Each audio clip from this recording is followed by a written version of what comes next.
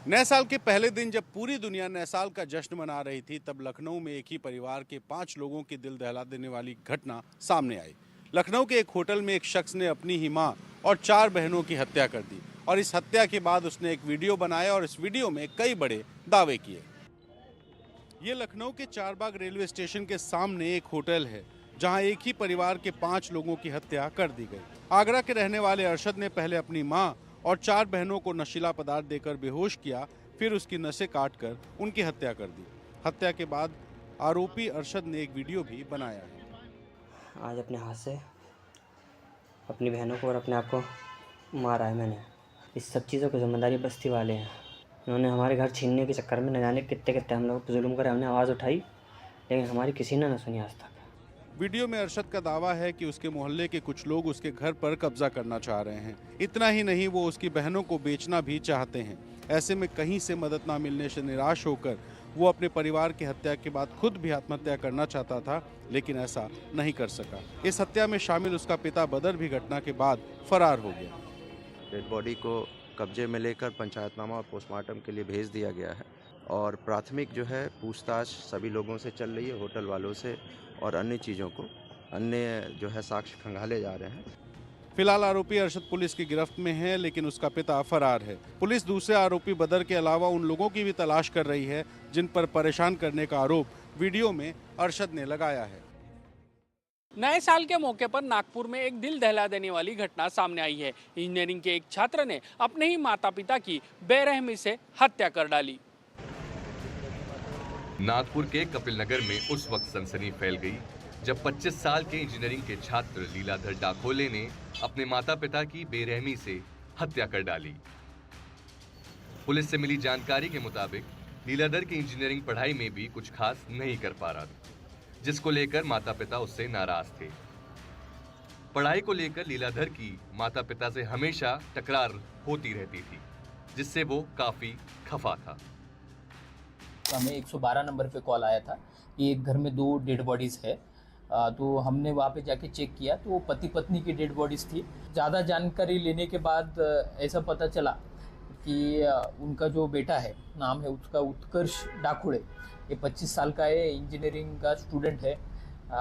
तो उसको हमने थोड़ी तहकीकात की, थोड़े सवाल पूछे तो उसके बाद उसने कन्फेस किया है कि उसने ही अपने माँ बाप का खून किया है।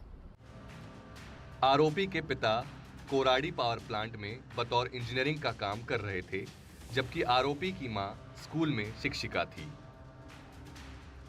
घटना के बाद जब पुलिस ने लीलाधर से कड़ाई से पूछताछ की तो उसने अपना गुनाह कबूल कर लिया। इस घटना के सामने आने के बाद से आसपास रहने वाले पड़ोसी भी सदमे में हैं। दिल्ली के मॉडल टाउन में एक शख्स ने लगाई फांसी।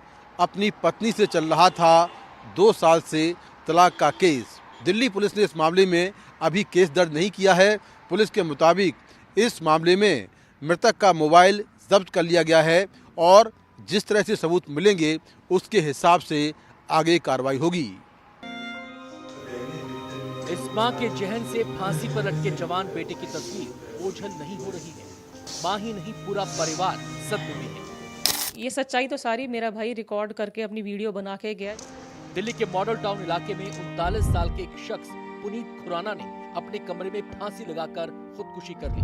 परिवार के मुताबिक पुनीत ने खुदकुशी से पहले करीब 1 घंटे का वीडियो बनाया है, जिसमें उसने अपनी पत्नी और उसके माता पिता की तरफ से किए गए उत्पीड़न का पूरा ब्यौरा दिया है। मेरे बच्चे को टॉर्चर किया है बहुत, पैसों के लिए। मॉडल टाउन इलाके में बेकरी चलाने वाला पुनीत देर रात घर पहुंचा और सो गया। दोपहर 12 बजे तक जब उसने कमरा नहीं खोला तो मां परेशान हुई, लेकिन जब मोबाइल फोन पर भी जवाब नहीं मिला तो उन्होंने पति को कॉल किया। शाम करीब 3-3:30 बजे दरवाजा तोड़ा तो अंदर पुनीत फांसी पर लटका हुआ था। उसे तुरंत हॉस्पिटल ले जाया गया, जहां उसे मृत घोषित कर दिया गया। परिवार का कहना है कि पुनीत की शादी 2016 में मॉडल टाउन में ही रहने वाली मनिका पाहवा से हुई थी। शुरुआत में तो सब ठीक चल रहा था, लेकिन उसके बाद झगड़े शुरू हो गए। 2 साल माता पिता से अलग होकर पुनीत अपनी पत्नी के साथ रहा, लेकिन इसके बाद भी जब दोनों के बीच नहीं बनी तो पुनीत अपने घर आ गया। और मणिका अपने माता पिता के घर चली गई और दोनों ने कोर्ट में तलाक का मामला भी दाखिल कर दिया। परिवार वालों का आरोप है कि मणिका और उसके घर वालों ने पुनीत को इतना परेशान किया कि उसने खुदकुशी कर ली। संभल में जामा मस्जिद के पास बन रही पुलिस चौकी के निर्माण का विवाद थम नहीं रहा है। AIMIM के सुप्रीमो ओवैसी ने वह बोर्ड की जमीन पर पुलिस चौकी को बनाने का दावा किया है, जबकि इसके उलट जिला प्रशासन का कहना है कि ये नगरपालिका की जमीन पर बन रही है। संभल में जामा मस्जिद के पास पुलिस चौकी को तेजी के साथ बनाया जा रहा है, लेकिन इस चौकी का निर्माण जिस जमीन पर हो रहा है उसे लेकर विवाद खड़ा हो गया है। AIMIM के ओवैसी के मुताबिक जामा मस्जिद को ASI ने संरक्षित घोषित कर रखा है, तब ये कैसे चौकी बनाई जा रही है? हमारे पास सत्यव्रत पुलिस चौकी के विषय में कोई भी आवेदन भी नहीं आया है, न कोई प्रभावित या विधिक पक्षकार आया है। हाँ, कुछ दस्तावेज आए थे जिनकी हमने जांच की थी, वो अनरजिस्टर्ड डॉक्यूमेंट थे, तो उनकी कोई वैलिडिटी नहीं है अभी। तो कोई भी यदि पक्ष हमारे पास आता है तो हम जांच भी करेंगे, नियमानुसार आवश्यक कार्रवाई भी करेंगे। इसके साथ साथ जो हिंदू पक्ष है उनकी ओर से भी एक आवेदन आया है, उसको भी हमने देखा है और उन दस्तावेजों के साथ और एक आवेदन को लेकर के हमने 2 सदस्यीय कमेटी भी गठित की है, वो जांच कर रहे हैं। संभल में हुए बवाल के बाद पुलिस चौकी बनाने की मंजूरी मिली थी। दिल्ली का दंगल अब चिट्ठियों से लड़ा जा रहा है। मुख्यमंत्री आतिशी ने उपराज्यपाल को, केजरीवाल ने मोहन भागवत को चिट्ठी लिखी, तो वहीं वीरेंद्र सचदेवा ने एक खत केजरीवाल के नाम कर दिया। दिल्ली की राजनीति में मोहन भागवत की एंट्री हो गई है। केजरीवाल ने RSS प्रमुख के नाम खत लिखा और दिल्ली बीजेपी पर वोट खरीदने और वोट कटवाने के आरोप लगाए। तो वहीं दिल्ली बीजेपी के अध्यक्ष वीरेंद्र सचदेवा पोस्ट ऑफिस पहुंचे और केजरीवाल के नाम एक खत पोस्ट कर दिया। हम अपना काम करें जी ईमानदारी से, अब ये उनको सोचना है कि उनको क्या करना है, लेकिन दिल्ली वालों को जिस तरह से पिछले 10-12 वर्षों में लूटा और झूठ बोला गया है, तो आज नववर्ष के दिन मैं उम्मीद करता हूं कि वो संकल्प लेंगे कि झूठ बोलना बंद करेंगे। दूसरी तरफ मुख्यमंत्री आतिशी और उपराज्यपाल VK सक्सेना में भी चिट्ठी वॉर का सिलसिला शुरू हो गया है। आतिशी ने उपराज्यपाल पर मंदिरों और बौद्ध स्थलों के तोड़ने के आदेश देने के आरोप लगाए हैं। जब से रिलीजियस कमेटी सीधा केंद्र सरकार के अधीन आई है, जब से चुनी हुई सरकार को बाईपास करते हुए, होम मिनिस्टर, चीफ मिनिस्टर को बाईपास करते हुए, जब से ये रिलीजियस कमेटी केंद्र सरकार के अधीन आई है, कई सारे धार्मिक स्थान, कई सारे मंदिर इस रिलीजियस कमेटी के द्वारा तोड़ने के आदेश हुए हैं। हालांकि LG के सूत्रों ने इन आरोपों को बेबुनियाद कह दिया है और इसे दिल्ली सरकार की विफलताओं से ध्यान भटकाने की कोशिश बताया है। झारखंड के मुख्यमंत्री हेमंत सोरेन ने मैया सम्मान योजना को लेकर जो वादा किया था उसे पूरा कर दिया। इस दिसंबर के महीने से महिलाओं को बढ़ी हुई राशि यानी 2,500 रुपए प्रति माह मिलनी शुरू हो गई। देखिए ये खास रिपोर्ट। झारखंड विधानसभा चुनाव से पहले हेमंत सोरेन सरकार ने एक वादा किया था। वादा था कि मैया सम्मान योजना की 5वीं किस्त 1,000 रुपए से बढ़ाकर 2,500 रुपए की जाएगी। अब ये वादा पूरा कर दिया गया है और सभी लाभार्थियों के खाते में ये बढ़ी हुई राशि क्रेडिट की जा रही है। 5वीं किस्त पाने के बाद लाभार्थियों ने बताया कि CM हेमंत सोरेन ने अपना वादा पूरा किया और इस बढ़ी हुई राशि से वो बेहद खुश हैं। हम बहुत खुश हैं। इस 2,500 रुपया जो मिल रहा है उससे हम बहुत ही ज़्यादा खुश हैं। अलग से हम अपना बच्चा को कंप्यूटर का क्लास करा रहे हैं, ये मेरे लिए बहुत बड़ा दिन है। हम ये मुख्यमंत्री जो हैं हेमंत सोरेन जी और हमारी भाभी कल्पना जी, हम इनको बहुत बहुत धन्यवाद देते हैं। मैया सम्मान में हम लोग को 2,500 रुपया आता है और हम लोग को जो अपना घर का सामान कुछ भी घट जाता है तो हम लोग को उसी से बहुत सहायता मिल रहा है। जो 2,500 मिल रहा है उससे हम बहुत खुश हैं। कहे कि कल्पना दीदी ने एक औरत की समस्या को जाना है, समझा है और ये योजना को निकाला है। जैसे हम लोग औरत लोग पति में ही आश्रित रहते थे, हम लोग को कोई ज़रूरत का चीज़ होता था तो हम लोग पति को बोलते थे ऐसा खरीदना है वैसा खरीदना है। आज कल्पना दीदी ने हम लोग को 2,500 रुपया दे के आर्थिक मदद दिए है। चुनावों के दौरान मैया सम्मान योजना को लेकर हेमंत सरकार के इस वादे पर भरोसा जताकर महिलाओं ने उन्हें दोबारा सत्ता की कुर्सी पर बैठा दिया और मुख्यमंत्री हेमंत सोरेन ने भी अपना वादा पूरा कर उनके भरोसे को जीत लिया। रांची से हरिवंश शर्मा की रिपोर्ट, एनडीटीवी इंडिया। बीड़ के सरपंच संतोष देशमुख हत्या मामले में जबरन वसूली के आरोपों में गिरफ्तार वाल्मीकि कराड़ को कोर्ट ने 14 दिनों की पुलिस हिरासत में भेज दिया है। इस बीच महाराष्ट्र सरकार ने सरपंच हत्याकांड की जांच के लिए एसआईटी का गठन कर दिया है। जबरन वसूली मामले में आत्मसमर्पण करने वाले वाल्मीकि कराड़ की गिरफ्तारी भले ही वसूली मामले में हुई हो, लेकिन सीआईडी इसे सरपंच संतोष देशमुख हत्याकांड मामले से जोड़कर देख रही है। वाल्मीकि कराड़ से हो रही पूछताछ में कई खुलासे हो रहे हैं। कराड़ पिछले कुछ दिनों से गोवा कर्नाटक होते हुए पुणे लौटा था। जानकारी के मुताबिक कराड़ के संपर्क में रहने वाले करीब 100 से ज्यादा लोगों से सीआईडी अब तक पूछताछ कर चुकी है। कोर्ट ने उनको 15 दिन की पीसीआर दी है। जो हमने जो मुद्दे रखे थे कोर्ट के सामने कि जो मर्डर हुआ, मर्डर के उसमें क्या उनकी इन्वॉल्वमेंट है, क्या उनका रोल है, और जो 2 करोड़ रुपए की उन्होंने जो एक्सटॉर्शन मनी ये की थी, जो इन्फॉर्मेंट को मांगी थी, उसके संदर्भ में वो जो हम इन्वेस्टिगेशन करना चाहते हैं आयो, उसके लिए 15 डेज की जो पीसीआर है वो कोर्ट ने दी है। जानकारी के मुताबिक वाल्मीकि कराड़ ने मस्सा जोग में मौजूद पवन चक्की के मालिकों से 2 करोड़ की फिरौती की मांग की थी। आरोप है कि सरपंच ने विरोध किया तो उनके लोगों ने हत्या कर दी। अब महाराष्ट्र सरकार ने इस हत्याकांड की जांच के लिए एसआईटी का गठन कर दिया है। एसआईटी के प्रमुख बसवराज तेली होंगे, जो आईजी रैंक के अधिकारी है। कहते हैं कि समाज को बदलने के लिए शिक्षा सबसे बड़ी ताकत है, लेकिन संसाधनों की कमी हो तो यह काम और भी मुश्किल हो जाता है। तमाम मुश्किलों को पीछे छोड़ते हुए मध्य प्रदेश के एक सरकारी स्कूल ने नई इबारत लिखी है। आज हम आपको मध्य प्रदेश के एक सरकारी इंग्लिश मीडियम कॉन्सेप्ट स्कूल लेकर चलते हैं। ये स्कूल भोपाल के शाहपुरा इलाके से लगी झुग्गी बिरसा मुंडा नगर में है। नाम है शासकीय सम्राट अशोक माध्यमिक शाला। स्कूल में 90% बच्चे झुग्गी के हैं। इतना ही नहीं, बिना सरकारी मदद के स्कूल में इतने काम हुए हैं और बच्चों ने खुद को ऐसे निखारा है कि यकीन ही नहीं होता कि ये कोई सरकारी स्कूल है। वित्तीय संस्थाओं से मदद लेकर हमने इंफ्रास्ट्रक्चर को ठीक करने की कोशिश की और सबसे बड़ी बात है quality education in English medium देने का प्रयास किया।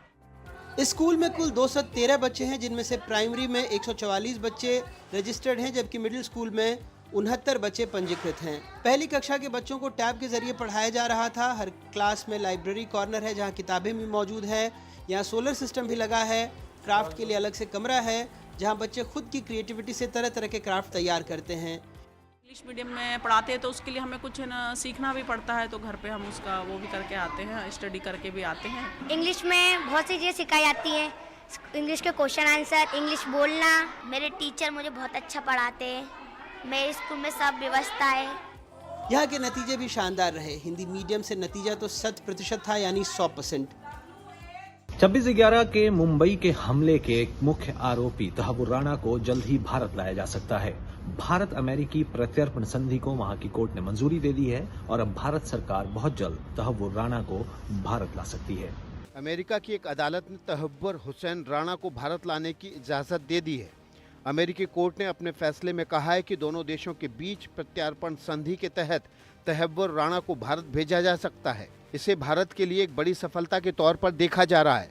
अब तहव्वुर हुसैन राणा को डिप्लोमेटिक चैनल के जरिए भारत लाने की प्रक्रिया शुरू हो गई है। आरोप है कि तहव्वुर हुसैन राणा ने 26/11 हमले की प्लानिंग में शामिल होकर आतंकी डेविड कोलमैन हेडली की मदद की थी। मुंबई पुलिस की चार्जशीट के मुताबिक मुंबई पर आतंकवादी हमले का ब्लूप्रिंट तैयार करने में राणा का बहुत बड़ा रोल था।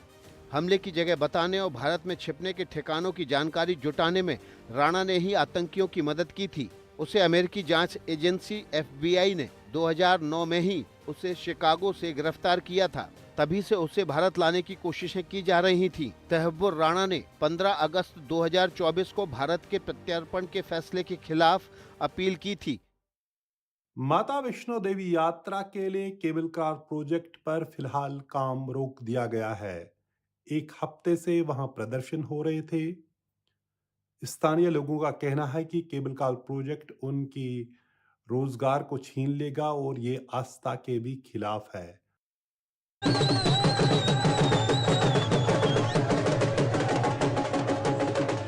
कटरा में जश्न का माहौल है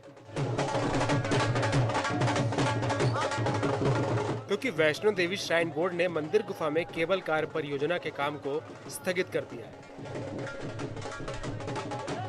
रोपवे के खिलाफ प्रदर्शन कर रहे संघर्ष कमेटी के 18 सदस्यों को भी रिहा कर दिया गया है। प्रदर्शनकारियों का मानना है कि रोपवे से स्थानीय लोगों की रोजी रोटी छिन जाएगी। जो भी आज इकट्ठा किया है, यहाँ जितने भी लोग इकट्ठे हुए हैं, जो मेरी माताएं और बहनें यहाँ इकट्ठी हुई हैं, ये उनकी जीत है। इस जीत का सारा श्रेय उनको जाता है। सारा श्रेय उन्हें किया। नवंबर में रोपवे प्रोजेक्ट की घोषणा की गई थी। इस पर 250 करोड़ की लागत आनी थी। इसके खिलाफ हजारों लोग लगातार प्रदर्शन कर रहे थे। अब सरकार का कहना है कि एक पैनल इस मुद्दे पर स्थानीय लोगों के साथ चर्चा करेगा। की मुश्किलें बढ़ गई है। समुद्र में फैलते वायु प्रदूषण के चलते न केवल मछलियों ने अपने ठिकाने बदल दिए हैं, बल्कि मछुआरों को मछली पकड़ने के लिए गहरे पानी में जाना पड़ रहा है, जिसके चलते जो बोट मछली पकड़ने जा रहे हैं वो कई दिनों तक लौटकर वापस नहीं आ रहे। कोहरे की वजह से मछलियों ने अपना ठिकाना बदल दिया है, जिससे मछुआरों को और गहरे पानी में जाने का जोखिम उठाना पड़ रहा है। वर्सोवा जेटी पर कई मछुआरे पिछले एक हफ्ते से नहीं लौटे हैं, क्योंकि मछलियां अब 15 से 20 नॉटिकल मील की बजाय 100 नॉटिकल मील दूर गर्म पानी की तलाश में जा रही हैं। मौसम विभाग का कहना है कि पूर्वी हवाओं के साथ धूल और प्रदूषण समुद्र की ओर बढ़ रहे हैं, जिससे समुद्र की सतह का तापमान गिर रहा है। इसके चलते न केवल मछलियों की पकड़ कम हो रही है, बल्कि मछुआरे के लिए समुद्र में विजिबिलिटी भी घटकर 2 किलोमीटर रह गई है। ये फॉग की वजह से बहुत प्रॉब्लम हो गया। इसके लिए अभी बोट जाते थे, अभी वो भी नहीं जा रहे। सब मच्छी मारा भी घर पे बैठे। संकट के समय जो सरकार आगे आके किसानों की मदद करती है, वैसे ही मछुआरों को मदद करे।